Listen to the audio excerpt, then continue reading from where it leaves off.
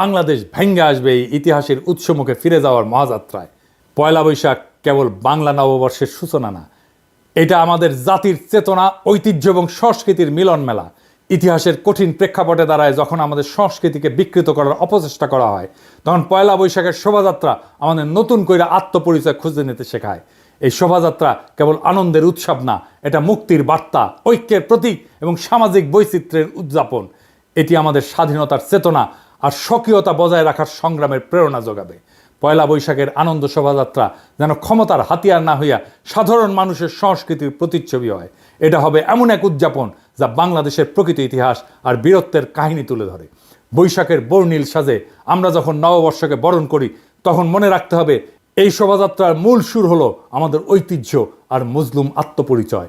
নববর্ষের উৎসব হোক সকলের জন্যে আনন্দে, ঐতিহ্যে আর আত্মপরিচয়ের ইনকিলাব জিন্দাবাদ।